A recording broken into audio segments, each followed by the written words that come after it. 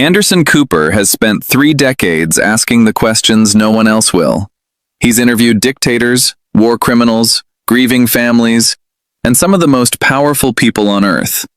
But on a Sunday evening that would become legendary in broadcast journalism, Anderson Cooper faced something he hadn't encountered in his entire career. A duchess so convinced of her own righteousness that she couldn't recognize the trap closing around her with every answer she gave. Meghan Markle sat down across from Anderson, expecting sympathetic questions and platform to share her carefully rehearsed talking points. What she got instead was surgical precision, quiet devastation, and the slow, methodical exposure of every contradiction she'd spent years trying to hide. By the time the cameras stopped rolling, one of America's most respected journalists had done something unprecedented, ended an interview early, and asked the Duchess of Sussex to leave. The footage would be replayed for years. The damage would last even longer. Before we dive into this explosive story, make sure you hit subscribe and smash that like button. We bring you the most shocking moments in media every single week. Now let's get into exactly what happened in that interview room. The 60 Minutes interview setup was deliberately sparse. 2 chairs facing each other, soft lighting, cameras positioned to capture every micro-expression. No studio audience, no applause, no distractions, just 2 people, and the truth that would emerge between them. Meghan Markle entered the room with an entourage that seemed excessive for a taped interview. Handlers, publicists, a personal assistant, and what appeared to be a media consultant whispering last-minute advice. Anderson watched as they fussed over Meghan's positioning, her lighting, her water glass placement. Finally, they retreated, leaving the 2 of them alone except for the cameras. Meghan settled into her chair with a posture that somehow managed to project both vulnerability and superiority. The practiced ease of someone who'd been trained to look relatable while feeling anything but. "Thank you for doing this," Anderson said, his voice carrying its characteristic calm warmth. "Thank you for having me," Meghan replied. But there was something in her tone, a subtle condescension, as if she were granting an audience rather than sitting for an interview. "Before we start the formal interview, I just want to establish some ground rules. I'm going to ask you questions. Some will be easy, some won't. My job is to get honest answers. Your job is to give them. Fair?" Meghan's smile tightened almost imperceptibly. "I'm always honest. That's rather the point of everything I do." "Good. Then we should have no problems." The cameras began rolling.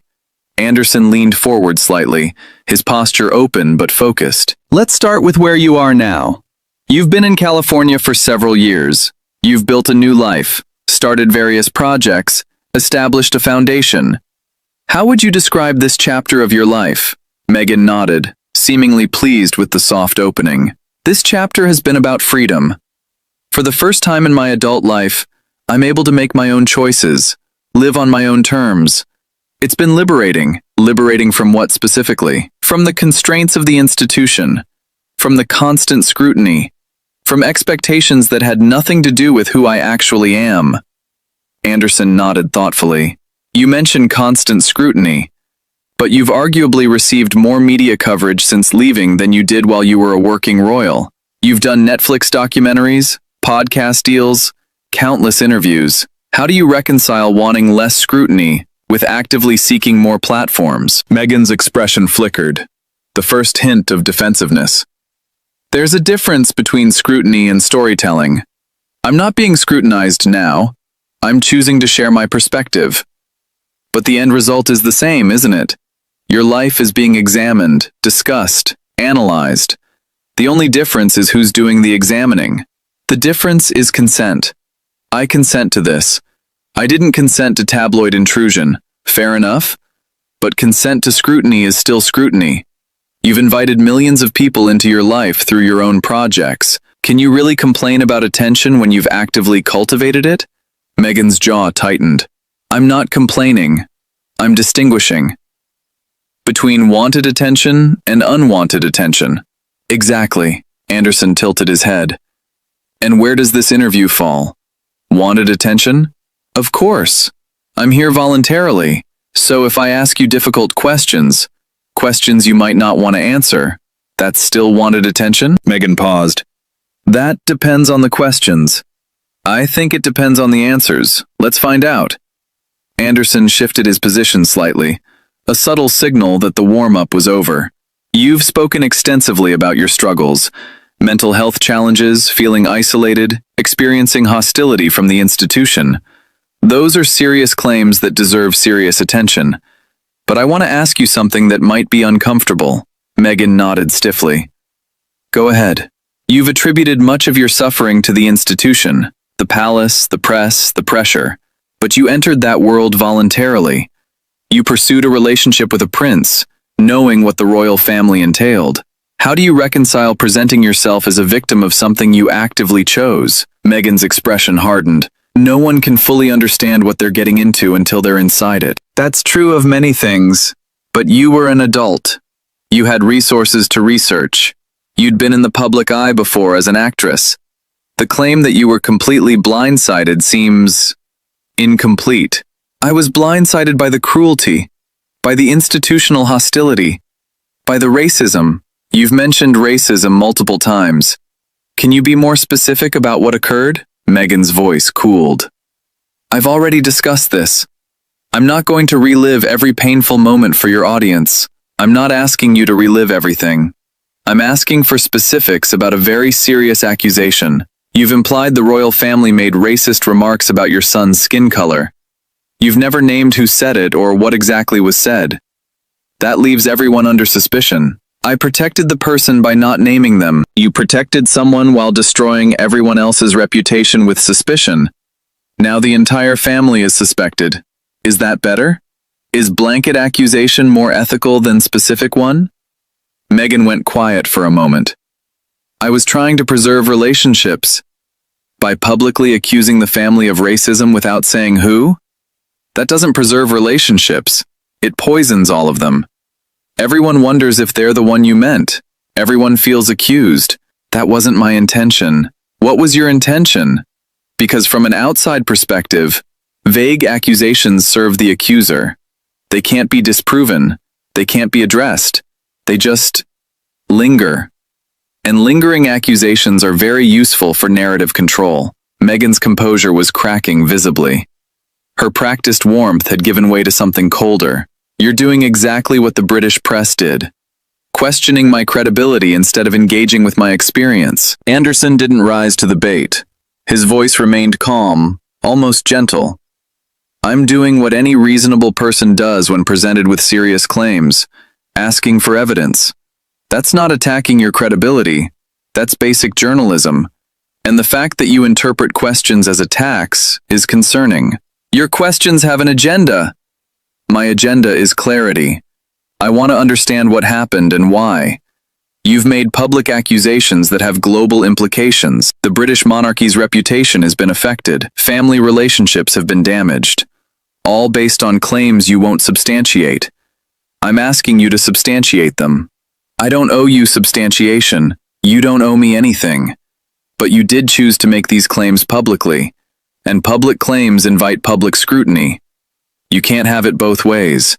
You can't demand to be believed while refusing to provide details. Meghan stood up slightly, then sat back down.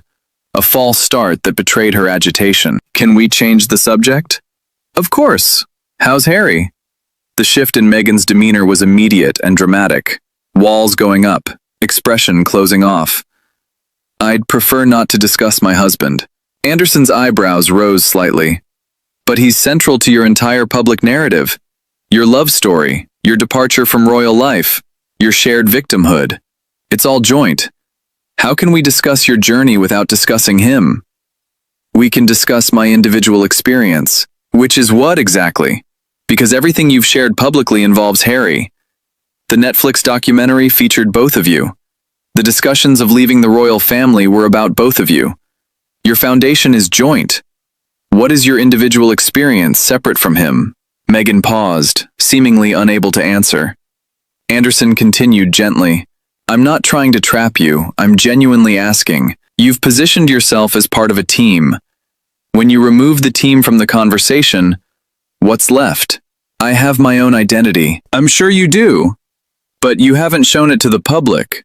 Everything we know about your post-royal life involves Harry.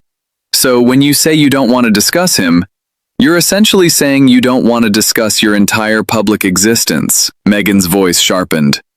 My relationship is private. Anderson smiled slightly. The first time any emotion beyond professional curiosity had crossed his face. Private? Meghan, you published your relationship in a 6-hour Netflix documentary. You discussed intimate details of your marriage on Oprah. You've shared personal conversations, private moments, family conflicts. Where exactly is the privacy? I can choose what to share and when. Of course you can. But you can't claim privacy for things you've already made public. That's not how it works. Once you sell your story, you don't get to buy back the parts you don't want discussed. The tension in the room was palpable now. Anderson remained calm, but his questions were becoming sharper. Let's talk about your projects, the Netflix deal, the Spotify podcast, the various ventures you've announced. How's that going? Meghan's expression flickered with something. Irritation, perhaps, or the awareness that this was dangerous territory.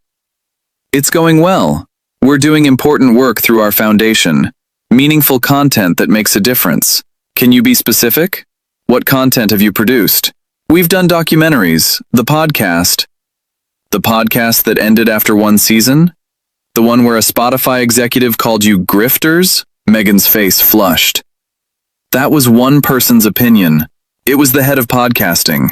And his assessment seemed to be shared by the company, given that they terminated your deal early. What went wrong? Our visions didn't align. Your vision of being paid millions while producing minimal content didn't align with their vision of receiving actual content for their investment. I can see how that might create tension. That's an incredibly unfair characterization, is it? You signed a deal reportedly worth $20 million. You produced 12 podcast episodes over 3 years. That's less than 4 episodes per year. Most podcasters produce 4 episodes per month. What were you doing with the rest of that time? We were being thoughtful about content. Quality over quantity. Quality requires actual product. What you delivered was sparse. And the company that paid you clearly agreed, given how things ended. Meghan's voice rose. You don't understand the pressures we were under. What pressures? You were being paid millions to create content. You had complete creative control. You had every resource you could want. What pressure exactly prevented you from producing the work you were paid to produce? Meghan had no answer. Anderson continued. And then there's Netflix. Several of your projects were canceled recently. The animated series, some documentary concepts. What happened there? Projects evolve. That's the nature of the entertainment industry. Evolve is a generous word for canceled. And the pattern is concerning. Spotify ended badly. Netflix projects are getting dropped. At what point do we stop blaming the companies and start examining whether maybe, the problem is the product? Meghan stood up fully. The movement sudden enough to startle the crew members watching. This is exactly what I expected. Another interview disguised as journalism that's actually just an attack. Anderson remained seated, looking up at her with an expression of mild curiosity. Which questions were attacks? I asked about your experience. You said you were blindsided. I asked for specifics about racism. You refused. I asked about Harry. You invoked privacy. I asked about your projects. You blamed others. At what point did any of that constitute an attack? Your tone. My tone has been calm, professional, and curious. The same tone I use with everyone. If it feels hostile to you, maybe examine why basic questions about your own public statements feel like hostility. You're not asking questions, you're prosecuting. I'm asking you to explain things you've publicly claimed. That's not prosecution, that's accountability. And the fact that you can't tell the difference is exactly the problem I keep noticing in all your interviews. Any question you don't like becomes an attack. Any scrutiny becomes persecution. It's a very effective shield, but it's not honest engagement. Meghan grabbed her water glass, then set it down without drinking. I don't have to justify myself to you. No, you don't. But you're on 60 Minutes. You agreed to this interview. You walked in here knowing what kind of program this is.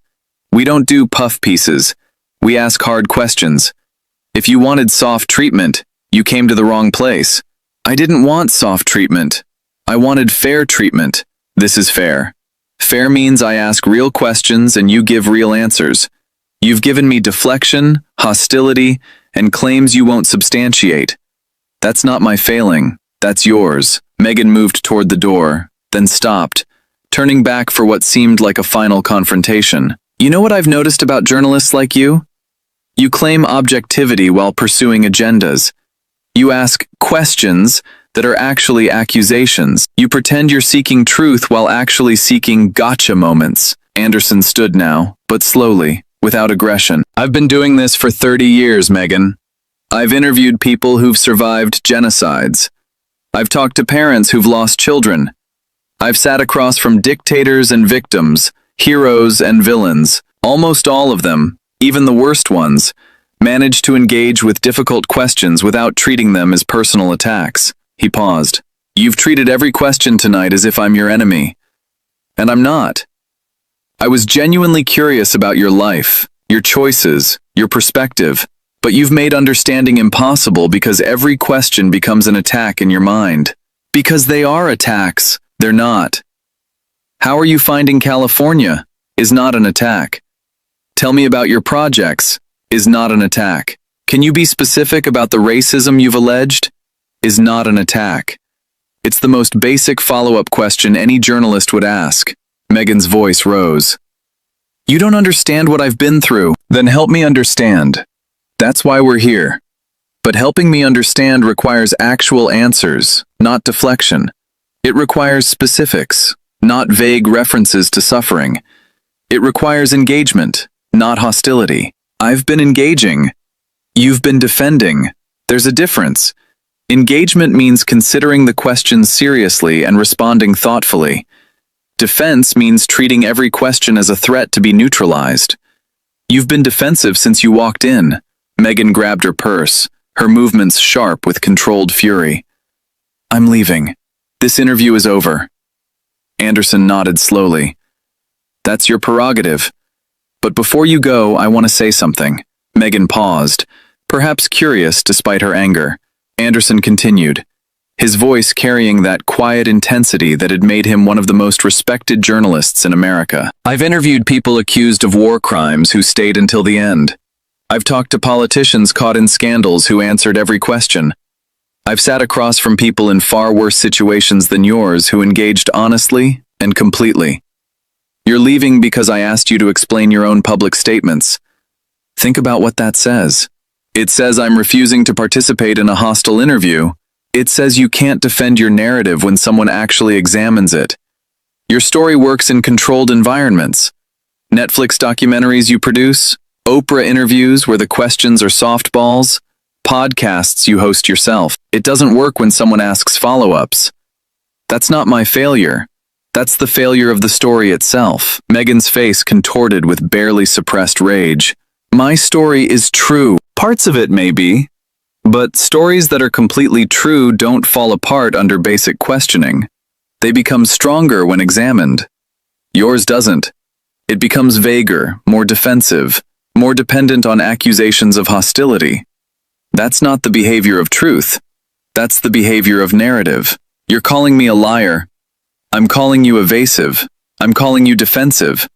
I'm calling you unwilling to engage with straightforward questions about your own claims. If that means liar to you, that's your interpretation, not my accusation. Meghan stood frozen in the doorway, caught between her desire to leave and her inability to let Anderson have the last word. History will vindicate me. Anderson smiled sadly. Maybe. Maybe history will see someone who had extraordinary opportunities and spent most of her time complaining about them. Someone who could have used her platform for almost anything and chose to use it primarily for grievance. Someone who had everything and still felt wronged. He paused. I hope I'm wrong. I hope you find peace. But peace isn't something you find by arguing with everyone who sees you clearly. At some point, you have to stop and wonder if maybe, the people noticing contradictions aren't the problem. Meghan opened her mouth to respond, then seemed to realize she had nothing left to say. She turned and walked out, the door closing behind her with a decisive click. Anderson sat in silence for a moment, the cameras still rolling.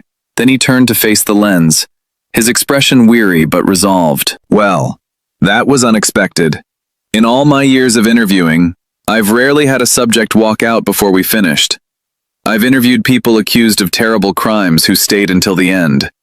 I've talked to politicians in crisis who answered every question. A duchess leaving because I asked about her projects and her racism claims. That's a first. He paused, gathering his thoughts. I want to be clear about what happened here. I asked basic questions. How are you? How are your projects going? Can you be specific about your claims? These are the same questions I'd ask any subject who'd made their personal life the center of their public narrative. Meghan has spent years talking about her experiences, her struggles, her perspective. And tonight, when I asked her to engage with that material seriously, she couldn't do it. Anderson shook his head slowly. That's not my failure. That's hers. And I suspect on some level she knows it. The anger, the defensiveness, the accusations of unfairness, those are the responses of someone who's built a narrative that can't withstand scrutiny. I didn't expose anything tonight. I just asked questions. She exposed herself with how she answered them. The interview lasted 24 minutes before Meghan walked out. Its impact would last far longer. For Anderson Cooper, it was another example of what happens when someone who's never faced real questioning finally encounters it. The pattern was familiar. Defensiveness. The only surprise was how quickly the departure came. For Meghan Markle, it was something else.